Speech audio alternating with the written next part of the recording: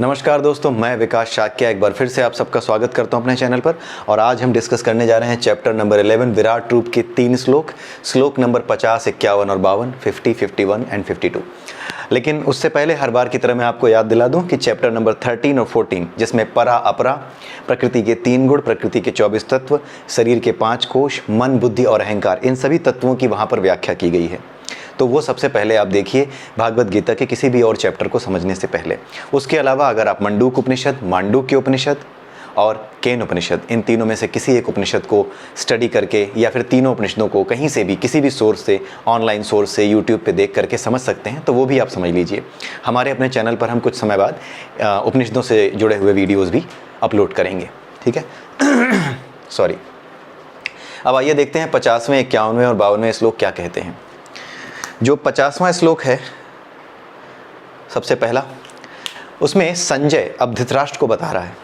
संजय भी तो देख रहा था, क्योंकि संजय को दिव्य दृष्टि मिली हुई थी, तो वो भी देख रहा था कि कुरुक्षेत्र के मैदान में क्या हो रहा है। तो संजय धृतराष्ट्र से कहता है कि हे प्रभु, हे राजन, भगवान ने अपना चतुर्भुज रूप अर्जुन को दिखाया और उसके बाद अपना 2 भुजाओं वाला रूप अर्जुन को दिखाया और उसे धैर्य प्रदान किया। क्योंकि अर्जुन ने जो कहा था, जो पूछा था, जो याचना कर रहा था अर्जुन भगवान से कि मुझे अब अपना चतुर्भुज रूप दिखाइए और उसके बाद अपना जो वास्तविक रूप है, जो 2 भुजाओं वाला रूप है, उसको दिखाइए, ठीक है। तो अर्जुन ने अपना अर्जुन ने जो है भगवान का चतुर्भुज रूप और द्विभुज रूप उसके बाद देखा और वो संतुष्ट हुआ और उसने अब वापस अपना धैर्य वापस पा लिया, ठीक है। उसके अंदर जो बेचैनी थी, जो घबराहट थी, वो समाप्त हो गई। ये संजय ने धृतराष्ट्र को एक लाइन में बता दिया। लेकिन उसी समय जो डिटेल है अब वो 51वें और 52वें श्लोक में है। 51वें श्लोक में क्या हो रहा है, अर्जुन कह रहा है भगवान कृष्ण से कि आपके इस अतीव सुंदर मानवीय रूप को देखकर, अतीव सुंदर मानवीय रूप, जो 2 भुजाओं वाला रूप है, ठीक है, जो 2 भुजाओं वाला रूप है, अब अर्जुन उसको अतीव सुंदर मानवीय रूप कह रहा है। आप सोच करके देखिए कि जिस कृष्ण को वो उसी 2 भुजाओं वाले रूप में हमेशा देखता आया था, एक साधारण मनुष्य की तरह देखता आया था, अब उनके इस विशाल स्वरूप को देखने के बाद कि जो पूरे ब्रह्मांड में फैले हुए हैं, वो इतनी छोटी सी जगह में, पृथ्वी पर, मेरे सामने, मेरे ही साइज के एक मनुष्य की तरह कैसे खड़े हैं, ठीक है। इसीलिए वो कह रहा है कि आपका ये जो रूप है ये अतीव सुंदर है, इससे ज़्यादा सुंदर तो कुछ है ही नहीं, क्योंकि वो बहुत ही भयानक रूप था जो उन्होंने दिखाया। चतुर्भुज रूप भी जो उन्होंने दिखाया वो भी जो है उससे भी ज़्यादा अच्छा रूप भगवान का अर्जुन को वो वाला लग रहा है जो 2 भुजाओं वाला रूप है। और अब उस 2 भुजाओं वाले रूप को देख करके वो समझ रहा है कि ये रूप तो बड़ा ही महान है, ये 2 भुजाओं वाला, ये तो सबसे ज़्यादा सुंदर है, फिर सबसे ज़्यादा सुंदर है, ठीक है। तो ये चीज़ अर्जुन क्यों कह रहा है, क्योंकि अब वो उनके बहुत विशाल रूप को, जो बड़ा भयानक था, उसको देख चुका है। देखने के बाद उसे समझ में आया कि अब जो ये रूप है, ये इनका सौम्य रूप है और यही वो रूप है जिसे देखने की इच्छा हर कोई, हर भक्त कर सकता है। आप सोच करके देखिए कि आपका बेटा IAS हो, कहीं आपने उसे अचानक देखा हो दुश्मनों से लड़ते हुए, या आपका बेटा सैनिक हो, दुश्मनों से लड़ते हुए आपने उसे देखा हो, कितने भयानक आवाज़ें कर रहा है, वो गोलियां चला रहा है, गोलियों से क्षण भर में उसने 3-4 दुश्मनों को मार गिराया। आपने उसका भयानक रूप देखा कि मेरा बेटा तो जान ले रहा है, ठीक है, अपना फ़र्ज़ पूरा कर रहा है लेकिन जान ले रहा है, और कितने भयानक लड़ाई कर रहा है, कितने भयानक तरीके से लड़ते हुए उसने दुश्मनों को गिरा दिया है। आपने मान लीजिए लाइव देखा। लेकिन जब वो वापस आएगा तो क्या आप उसको वो हथियारों वाले रूप में अपने गले लगाना चाहोगे, या हथियारों वाले रूप में वो आपसे गले लगेगा? नहीं, उसे आप प्रेम अपने बेटे की तरह करोगे, ना कि एक सैनिक की तरह। सैनिक की तरह उसका कर्म है, उसका कर्तव्य है, उसका विशुद्ध कर्म है, उसका कर्म योग है सैनिक होना, एक महान कर्म है सैनिक योग होना। देश की रक्षा करते हुए प्राण गंवाना एक महान कर्म है, ठीक है। वो एक अलग रूप है। उस कर्तव्य को पूरा करने के लिए जिस रूप में वो कर्म करता है वो अलग रूप है। लेकिन जो प्रेम का बंधन है, यहाँ पे समझने की कोशिश कीजिएगा, यहाँ प्रेम के बंधन की बात हो रही है। एक जो स्वाभाविक स्नेह होता है माता पिता का अपने बच्चे से, उसकी बात हो रही है। तो जो स्वाभाविक स्नेह है माँ बाप का अपने पुत्र के प्रति, जो एक सैनिक है, वो उस पुत्र के प्रति उसके भयानक रूप, जो उसके लड़ाके वाला रूप है, उसकी वजह से नहीं है, वो तो उसका कर्तव्य है। जैसे भगवान कृष्ण का कर्तव्य है, उन्होंने बताया कि ये मेरा कर्तव्य है कि धर्म की रक्षा करने के लिए मैं आऊँगा, ये मैं वचनबद्ध हूँ कि धर्म की रक्षा करने के लिए मैं जन्म लूँगा। तो उसी तरीके से सैनिक का भी वो कर्तव्य है कि वहाँ पर अपना भयानक रूप दिखाए दुश्मनों को और उनका नाश करे। लेकिन जब वो आपके पास आएगा तो आपके लिए वो स्वाभाविक स्नेह के जरिए पास आएगा। वो स्वाभाविक स्नेह होगा आपका, एक पिता का या एक माता का अपने पुत्र के प्रति जो स्नेह होगा, उस स्वाभाविक स्नेह के अंतर्गत आप उस स्नेह की डोरी से बंधे हैं, जिस रूप में आपने उसे हमेशा बचपन से लेकर आज तक देखा था, उसी रूप से। तो यही चीज़ यहाँ पर अर्जुन भी समझ गया है कि जिस भयानक रूप को दिखाया है, जो ये कह रहा था कि मैं काल हूँ, यहाँ जितने हैं ना सबको निपटाने वाला हूँ मैं, तो वो सारी चीज़ें देखने के बाद अब जब वो उनके इस रूप को देख रहा है, जो भक्त वत्सल रूप है, जो भक्तों के लिए उन्होंने प्रकट किया है, अब वो कह रहा है कि ये अतीव सुंदर रूप है। ठीक है, और अर्जुन कह रहा है कि अब मैं स्थिर चित्त हूँ, अब मेरा चित्त स्थिर हो गया आपके इस रूप को देख करके। अब श्रद्धा और बढ़ गई है। अब जो कृष्ण पहले ये सोचता होगा कि हाँ इन्हें कोई भगवान कहता है, ऐसे ही मानता होगा, लेकिन अब तो वो समझ गया कि ये तो परमात्मा है। ठीक है, और अर्जुन कह रहा है कि अब मैं स्थिर चित्त हूँ और अपनी प्राकृत अवस्था प्राप्त कर ली है मैंने। प्राकृत अवस्था मतलब जिस अवस्था में वो था पहले, इस विराट रूप को देखने से पहले उसकी जो मन स्थिति थी, जो श्रद्धा थी, और जिस तरीके से वो ज्ञान प्राप्त करने के लिए भगवान के आगे बैठा था, उस स्थिति को उसने वापस प्राप्त कर लिया है। और अब वो दोबारा से कृष्ण की और बातें सुनने को तैयार है और प्रश्न पूछने को तैयार है, अपनी वापस प्राकृत अवस्था में आ गया है। ठीक है, उस नर की प्राकृत अवस्था में आ गया, उस मनुष्य की प्राकृत अवस्था में आ गया है, जिसके पास जिज्ञासा होनी चाहिए, जिसके पास ज्ञान की ललक होनी चाहिए, जिसके पास अपने कर्तव्य का बोध होना चाहिए, और अगर बोध नहीं है तो गुरु से उस बोध की तरफ, उस बोध के लिए, उस कर्म बोध के लिए देखना चाहिए। ठीक है, वही चीज़ अर्जुन यहाँ कह रहा है कि मैंने अपनी प्राकृत अवस्था प्राप्त कर ली है और अब मैं और क्वेश्चन पूछने वाला हूँ, और डाउट्स जो होंगे ना वो सब और पूछूंगा। ठीक है, क्योंकि हम तो उल्टा पढ़ रहे हैं, नहीं तो अगर आप देखो तो 11वें चैप्टर के बाद 7 चैप्टर बाकी हैं, और हमारे भी पीछे से अगर हम चलें तो 7 चैप्टर ही बाकी हैं। 11वां चैप्टर ख़त्म होने के बाद हमारे भी 7 ही बाकी हैं। पहले 6 चैप्टर और एक 12वां चैप्टर, हमारे भी 7 बाकी हैं, तो बीच में हम हैं। ठीक है, आधे आधे हिस्से अब हो चुके। ये 9वां चैप्टर, एक तरीके से 9 चैप्टर हमने पूरे 11 चैप्टर हमने पूरे ख़त्म कर दिए। ठीक है, अब हम देखते हैं, ख़त्म होने वाले हैं, इसके बाद 3 श्लोक और हैं अगले वीडियो में, तो उसमें वो ख़त्म हो जाएगा। कुछ ज़्यादा बड़े नहीं हैं, अब आप समझ चुके हैं, वो सिंपल सी डिस्क्रिप्शन है, ज़्यादा कुछ उसमें समझने का नहीं है। जो समझने का था वो हम समझ चुके हैं, यहाँ पर अब तक के श्लोकों में समझ चुके हैं। अब बाकी की जो चीज़ें हैं वो आपको अपने आप, साइकोलॉजी आपकी डेवलप हो चुकी है, स्पिरिचुअल साइकोलॉजी आपकी डेवलप हो चुकी है, आप समझ जाओगे कि उन्होंने क्या कहा है। अगर इनफैक्ट हम लोग यहाँ पे डिस्कस ना भी करें ना उसको, तो भी आप उनके वास्तविक अर्थ को और उसके क्रक्स को समझ जाओगे। ठीक है, अब हम देखते हैं आखिरी श्लोक में भगवान कृष्ण अर्जुन से क्या कह रहे हैं। भगवान कृष्ण अर्जुन से कह रहे हैं कि हे अर्जुन, मेरा जो ये रूप है ना, जिसकी तुम व्याख्या कर रहे हो अतीब सुंदर, ये जो मेरा रूप है, इसको देख पाना तो अत्यंत दुष्कर है, इसको देख पाना और मुश्किल है। ऐसा क्यों कह रहे हैं? देख तो सब रहे हैं, लेकिन ऐसा क्यों कह रहे हैं कि इसे देख पाना मुश्किल है? ऐसा इसलिए कह रहे हैं क्योंकि उन्होंने अभी विराट रूप भी दिखाया था, और उसके बाद वो एक छोटे से रूप में, एक साधारण से मनुष्य के रूप में सिमट गए। तो किस तरीके से इस संपूर्ण ब्रह्मांड का, और इस संपूर्ण ब्रह्मांडों का जो समूह है, अपरा है, उस अपरा का, और इस अपरा में जो फैला हुआ है, वो एक साधारण मनुष्य के रूप में प्रकट कैसे हो जाता है अपनी सारी शक्तियों को लेकर के। इस रूप को देखने की बात भगवान कृष्ण कह रहे हैं कि जिस रूप को तुम अतीब सुंदर कह रहे हो, इस रूप को देख पाना तो और भी मुश्किल है।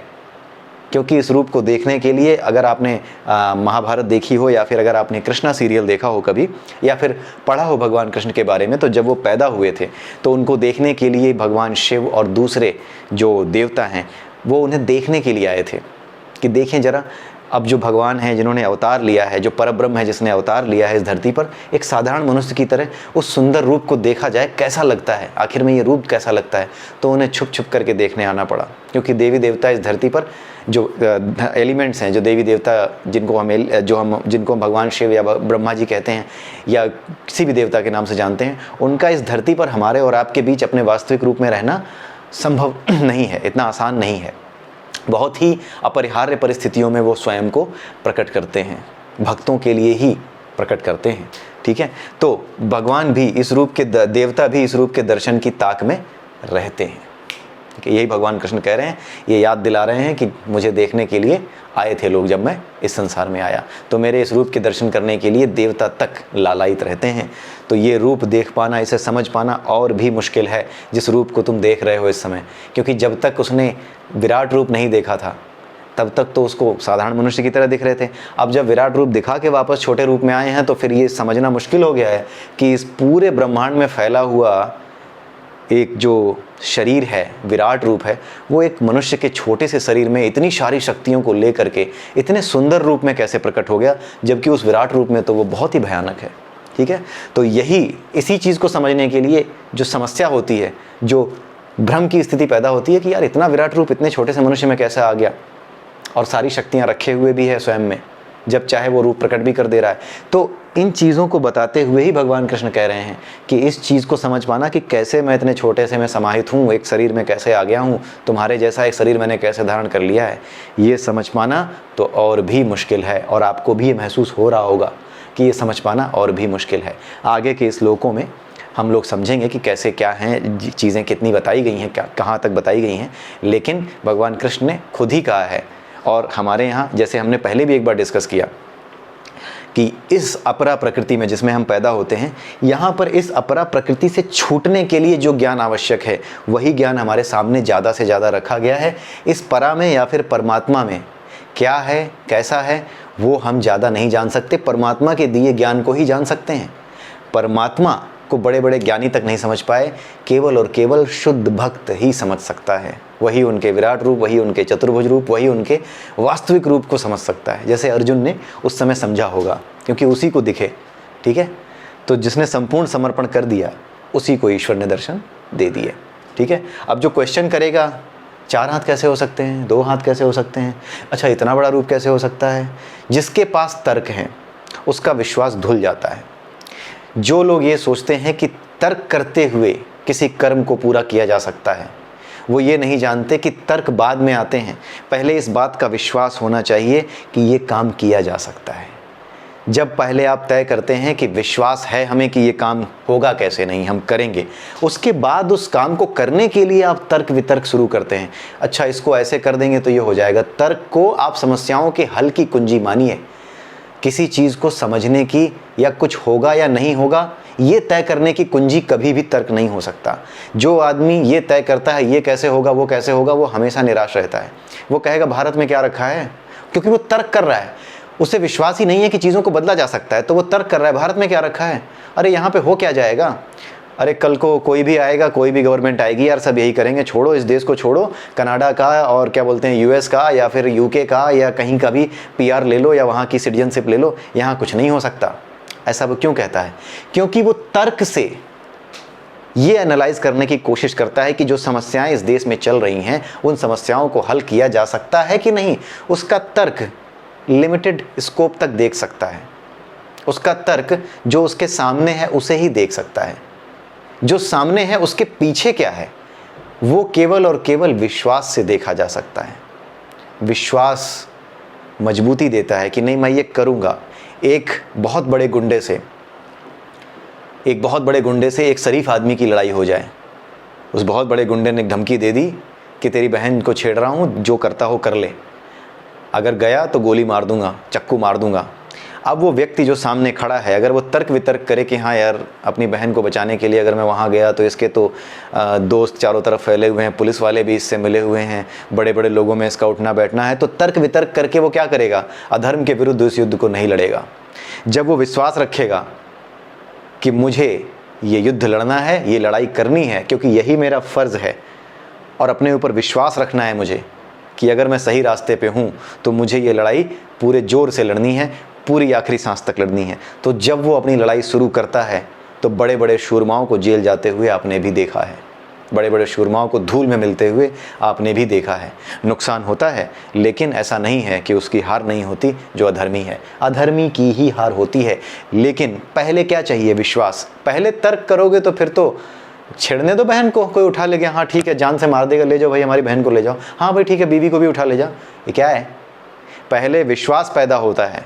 पहले विश्वास पैदा होना चाहिए कि जो अधर्म है उसके विरुद्ध मैं लड़ सकता हूँ, या जो काम करना है, सिर्फ अधर्म के विरुद्ध युद्ध नहीं, कोई काम करना है, कोई बहुत बड़ी योजना हमने बनाई है समाज के लिए, विश्व के लिए कोई योजना बनाई है, शांति की योजना बनाई है, और ऐसा लगता है तर्क करेंगे कि हाँ यार ये कौन साथ देगा, अच्छा अमेरिका साथ देगा, नहीं यार यूके के साथ क्यों देगा यार, तर्क वितर्क शुरू हो गए। अरे आप पहले अपने विचार को लेकर के सामने जाओ तो सही, इस संसार में, इस रणभूमि में कूदो तो सही कि ये विचार लेकर मैं आया हूँ, कितने लोग मेरे साथ हैं। धीरे धीरे करके प्रयास करते करते एक ना एक दिन संसार शांति के मार्ग पर आ ही जाएगा। ऐसा ही होता है। तो जो लोग केवल और केवल तर्क को अपने जीवन की लाठी समझते हैं, वो उसी लाठी के सहारे चलते रहते हैं और अपंगों सा जीवन जीते हैं। उन्हें कभी वास्तविक सत्य के दर्शन नहीं होते। इसलिए इस बात को समझिए कि विश्वास रखिए किस पर? परमात्मा पर, कि उसकी बनाई हुई इस प्रकृति में सत रज और तम का जो समन्वय है, जब ऊपर नीचे होता है तो वो अपने आप सत रज और तम को संतुलित करता है, क्योंकि वो प्रकृति बनाई ही उसने ऐसी है। जहाँ उसे हस्तक्षेप करने की आवश्यकता महसूस होती है वहाँ वो हस्तक्षेप करता है। वो सिर्फ मार्ग दिखाने आते हैं, क्योंकि ये प्रकृति के गुण, इनको संतुलित करने के लिए, मान लो तमोगुण ऊपर उठ गया है, सतोगुण को ऊपर उठाना पड़ेगा तमोगुण से लड़ने के लिए, उसको संतुलित करने के लिए। अब सतोगुण ऊपर उठ नहीं रहा क्योंकि वास्तविक ज्ञान किसी को मिल नहीं रहा, तो वो हस्तक्षेप करते हैं, वो आते हैं, वो बताते हैं, ज्ञान देते हैं, जैसे अर्जुन को दिया। अब अर्जुन को ज्ञान देने के बाद क्या हुआ? अर्जुन खड़ा हुआ और कौरव सेना साफ कर दी। तो क्या हुआ? सतोगुण को ऊपर खड़ा किया, यानी अर्जुन को ऊपर खड़ा किया, और तमोगुणी और रजोगुणी जो दुष्ट थे, दुर्योधन जैसे जो दुष्ट थे, जो धर्म को नहीं जानते थे, अपने कर्तव्यों से जो विमुख हो चुके थे, द्रोणाचार्य जैसे लोग और भीष्म पितामह जैसे लोग, उन्हें भी समाप्त करवा दिया, क्योंकि वो तम की रक्षा कर रहे थे, तमोगुणियों की रक्षा कर रहे थे, ऐसे लोगों की रक्षा कर रहे थे जो पापी हैं, जो अधर्मी हैं। तो उसको बैलेंस करने के लिए उन्होंने क्या किया? हस्तक्षेप किया। और हस्तक्षेप करके ऐसा नहीं कि लाओ मैं मारूंगा सबको, ना, उन्होंने अर्जुन से ही करवाया। भगवान राम ने जब रावण के विरुद्ध युद्ध किया तो पूरी बानर सेना लेकर चले, उनकी बानर सेना भी लड़ी, अकेले उन्होंने रावण को नहीं मारा, पूरा एक ग्रुप गया, पूरी एक सेना गई, पूरा एक कलेक्टिव एफर्ट था। कहीं पर भी भगवान ने ये नहीं कहा, जितने भी वास्तविक अवतार हैं, आप ये अच्छी तरह समझ लीजिए, पाखंडियों को पहचानिए अपने समाज में, जो वास्तविक अवतार हैं वो कभी भी आपसे ये नहीं कहेंगे आओ जी मैं तुम्हें मुक्त कर दूंगा, आओ मेरे पैर छुओ, देखो मेरा विराट रूप। उनके चेले चपाटे उनके विराट रूप को दिखाते रहेंगे। बंदा जेल में बैठा होगा फिर भी कहते रहेंगे वही परमात्मा हैं, कोई पहचानो उन्हें, वो परमात्मा है, वो तो लीला कर रहे हैं जो जेल में बैठे हैं। ऐसे ऐसे धूर्त हैं। बाबा जो है पकड़ा गया और जेल में बैठा है और उनके भक्त कह रहे हैं कि नहीं वही है परमात्मा, वो तो लीला कर रहे हैं, जेल में थोड़ी है, तो लीला कर रहे हैं। ऐसे लीला करते हैं, ऐसे लीला कर रहे हैं। जब लीला ही करना था तो फिर ये लीला कर ही क्यों रहे हैं? अब इससे अच्छा समय कौन सा है जब वो अपनी लीला को दिखा सकते हैं, तो दिखाएं। तो ये सारी चीज़ें समझने का प्रयास कीजिए और अपने भीतर उस दिव्य ज्योति को जगाइए जिसकी आवश्यकता है, बहुत ज़्यादा आवश्यकता है। और एक बार वो दिव्य ज्योति जाग गई तो आपको गुरु खोजना नहीं पड़ेगा, गुरु स्वयं आपको खोज लेगा और आपको स्वयं पता लग जाएगा कि हाँ ये वही हैं जिनकी मुझे तलाश थी। ठीक है, तो इस तरीके से अपने आप को लायक बनाना है, मुझे अपने आप को उस लायक बनाना है कि मुझे भी गुरु तलाश ले, मुझे भी अपना आशीर्वाद दे। आपको भी यही करना है, सभी को यही करना है। तो आज के लिए इतना ही दोस्तों, 50वां 51वां 52वां श्लोक बस यही थे। अगले वीडियो में हम बाकी के 3 श्लोक इस चैप्टर के समाप्त कर देंगे और इसी के साथ ये चैप्टर भी समाप्त हो जाएगा। ठीक है, तो अगले वीडियो में फिर मिलते हैं, तब तक के लिए हरे कृष्णा, नमस्कार।